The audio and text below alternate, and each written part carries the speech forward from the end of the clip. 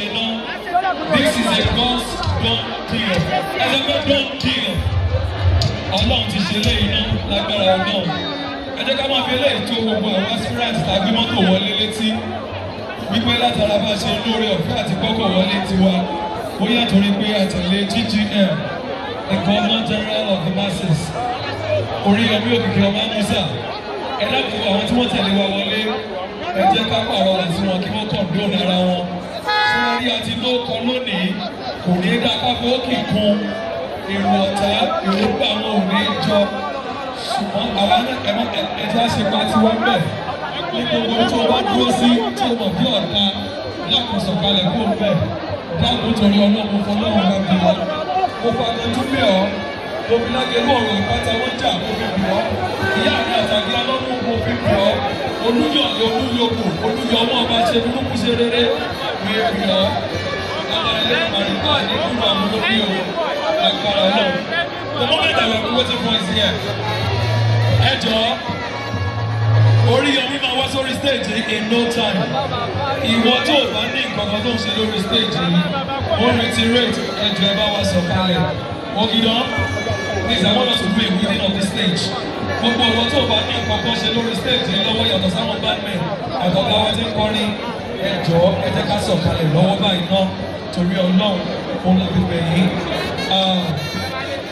Adébẹ̀rẹ̀ àwọn ètò lẹ́sẹsẹ ètò ọ̀hún báyìí. We're about to start officially and we're about to launch officially the order of program. Ìjà ṣe ní àyíká tí ọ̀bá yé òun ni wọ́n pè ní declaration of intent. Ṣé orí ẹni kóró ọjọ́ báwọn èèyàn ni kò níbi tí ń lọ? Ṣèbí náà báwọn èèyàn kéré ọjọ́ ni lónìí lóru ó gbòde.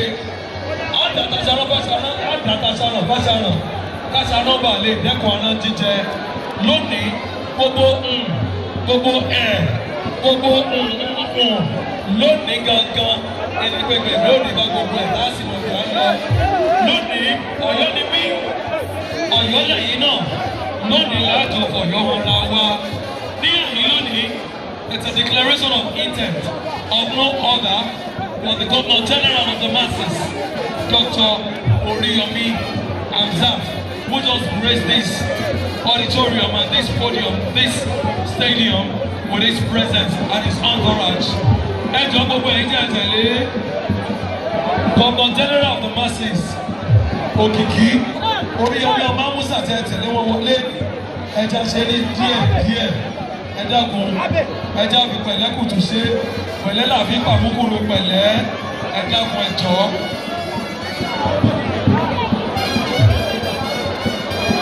Ẹ jọ̀ọ́ lórí stage yìí kò ní í jẹ́ pé màá pe àwọn òṣìṣẹ́ elétò ààbò kí wọ́n máa bọ̀ lórí stage wa clear wa níbi tí ẹ bá ti rí ẹ tó jẹ́ kí wà kan ní Àgídìgbò fúnra rẹ̀ tó jẹ́ pé àwọn ọ̀gá tí wọ́n kó àjọ tí wọ́n forí stage ilẹ̀ fún wa.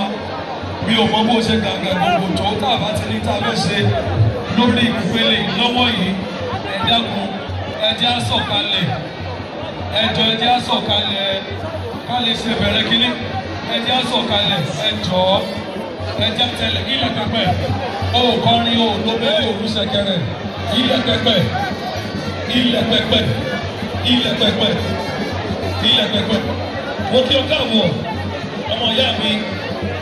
Lẹ́kan ọ̀rọ̀ labí ọmọ abínú fọbẹ̀ jẹun ọmọ àtòrí bẹ́wù òun náà ti darapọ̀ mọ́ wa ní àyè ọmọ ìyá mi ti wà ní àyè ọ̀rọ̀ labí ọ̀dàdé fíìlà òun náà ti darapọ̀ mọ́ wa ní àyè lórí bàbá yìí. Ó dà ọ̀gá wa lọ́nkọ́nà àwọn stéèjì lọ́nkọ́nà àwọn náà ti wà lórí stéèjì kọ́sìkò.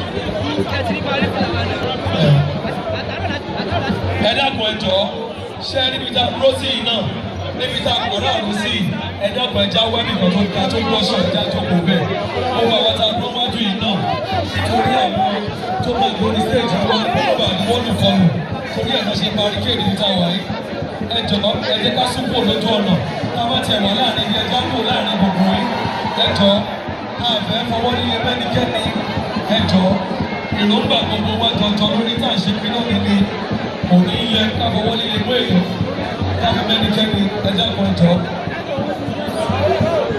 Gbogbo àwọn tí wọ́n dúró síbi tí mọ́tò wà yẹn náà ààyè sì ń bẹ níbi auditorium níbi tá a lè jókòó sí dáadáa ẹja kan jọ. National chairman ẹgbẹ́ wa ẹ̀jẹ̀ wọ́n ráyè wọlé ẹ̀rọ bẹ́ẹ̀ ti àwọn káàtì retí látàárọ̀ lórí Ọlọ́run ẹ ṣàánú ẹ̀dá kan torí Ọlọ́run.